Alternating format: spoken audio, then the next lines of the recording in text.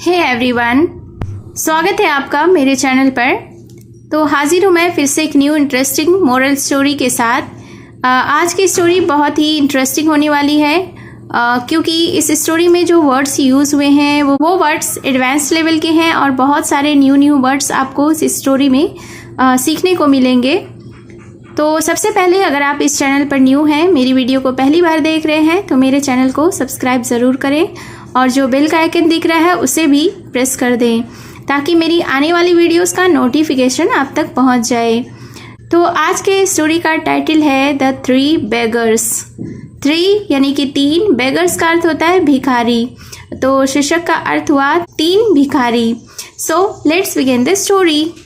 Once a kind millionaire was approached by 3 beggars। Once का अर्थ होता है एक बार, काइंड यानी कि दयालु, मिलियनेयर का अर्थ होता है करोड़पति या लाखपति, अप्रोच्ड यानी कि समीप आया या संपर्क किया। तो इस सेंटेंस की मीनिंग को जान लेते हैं। वंस यानी एक बार, a kind millionaire was approached by 3 beggars यानी कि एक दयालु करोड़पति 3 भिखारियों के समीप आया। The first beggar demanded, Sir, please give me 5 rupees। अब फिर क्या हुआ कि द फर्स्ट beggar demanded यानी कि पहले भिखारी ने डिमांड किया यानी कि मांग की, डिमांडेड यानी मांग की। क्या कहा कि sir please give me 5 rupees यानी कि महाशय कृपया कर मुझे 5 रुपए दें। The millionaire was taken aback at the man's impudence। impudence का अर्थ होता है निर्लज्जता, निर्लज्ज। तो the millionaire was taken aback at the man's impudence यानी कि करोड़पति उस आदमी की निर्लज्जता देखकर हैरान रह गया। यानी कि जिस तरह से उस पहले भिखारी ने उस मिलियनेयर से यानी कि करोड़पति से मांग की, उसे देखकर, उसकी निर्लज्जता को देखकर करोड़पति बहुत ही हैरान रह गया। He only gave him 2 rupees। उसने सिर्फ उसे 2 रुपए दिए। The second beggar said, second beggar यानी कि दूसरा भिखारी, सेड यानी कि कहा। तो दूसरे भिखारी ने कहा, sir I have not eaten properly for so many days. क्या कहा कि सर यानी कि महाशय, I have not eaten properly, properly यानी ठीक से, ईटन यानी कि खाया है, नॉट ईटन यानी नहीं खाया है, प्रॉपरली यानी कि ठीक से, for so many days, so many days यानी कि बहुत दिनों से। तो दूसरे भिखारी ने उस करोड़पति से कहा कि महाशय मैंने बहुत दिनों से कुछ ठीक से नहीं खाया है, प्लीज़ हेल्प मी, कृपया कर मेरी मदद करें। How much do you want, asked the millionaire. अब करोड़पति ने उस दूसरे भिखारी से पूछा कि how much do you want, तुम कितना चाहते हो। What ever you give me, replied the beggar. अब उस दूसरे भिखारी ने जवाब दिया कि जो भी आप मुझे चाहें दें। So the millionaire gave him a 10 rupee note. और इसलिए उस करोड़पति ने उसे 10 रुपए के नोट को दिया। द थर्ड बेगर सेड, अब तीसरा भिखारी ने कहा, I have heard about your noble qualities.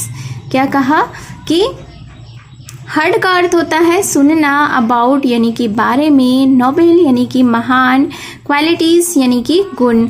तो तीसरे भिखारी ने उस करोड़पति से कहा कि I have heard about your noble qualities यानी कि मैंने आपकी महान गुण के बारे में, महान गुणों के बारे में सुना है। Therefore I have come to see you, और इसलिए मैं यहाँ आपको देखने आया हूँ। The pleased millionaire gave him food. Pleased यानी कि प्रसन्न, खुश। तो गेव का अर्थ होता है दिया, फूड यानी कि भोजन। तो उस तीसरे भिखारी की बातों को सुनकर वह करोड़पति बहुत ही प्रसन्न हुआ, खुश हुआ और उसने उसे भोजन दिया। ही आस्क्ड, अब उसने कहा, what I can do for you, उसने पूछा, यानी कि करोड़पति ने पूछा कि मैं तुम्हारे लिए क्या कर सकता हूँ। द beggar replied, अब भिखारी ने जवाब दिया, I do not want anything। क्या जवाब दिया कि मैं कुछ भी नहीं चाहता हूँ। You have already shown extraordinary kindness towards me। आगे उस भिखारी ने कहा कि यू हैव ऑलरेडी शोन, यानी आपने पहले से ही दिखाया है। ऑलरेडी का अर्थ होता है पहले से, शोन यानी कि दिखाना, तो आपने पहले से ही दिखाया है extra ordinary kindness towards me.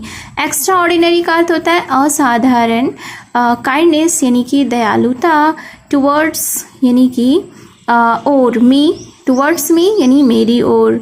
तो इस सेंटेंस को हम लोग फिर से देखते हैं कि उस तीसरे भिखारी ने उस करोड़पति से कहा कि मुझे कुछ नहीं चाहिए, मैं कुछ नहीं चाहता हूँ, आपने पहले से ही मेरी तरफ, मेरी ओर असाधारण दयालुता दिखाई है। मे गॉड ब्लेस यू, ईश्वर आप पर कृपा करें। But the millionaire struck by the beggars spirit built a nice house for him and looked after him for the rest of the life। तो इस सेंटेंस के वोकैबुलरीज को पहले देख लेते हैं। स्ट्रक का अर्थ होता है प्रभावित होना, स्पिरिट यानी कि आत्मा, बिल्ट यानी कि बनाया, नाइस यानी अच्छा, हाउस यानी कि घर, लुक्ड आफ्टर हिम यानी कि उसकी देखभाल की, रेस्ट ऑफ द लाइफ यानी जीवन भर।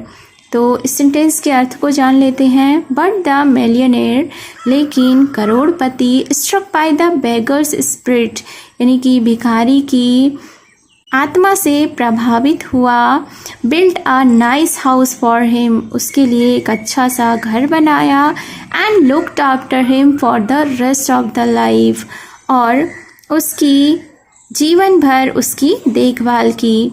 Moral of the story is always show right conduct, यानी कि हमेशा सही आचरण दिखाओ। हमें हमेशा ही अपने आचरण को बिल्कुल अच्छी तरीके से किसी के सामने भी प्रस्तुत करना चाहिए।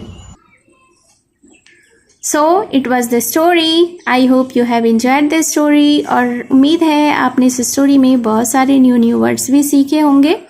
तो अगर आपने अभी तक मेरे चैनल को सब्सक्राइब नहीं किया है तो चैनल को सब्सक्राइब ज़रूर करें और बेल का आइकन भी हिट कर दें।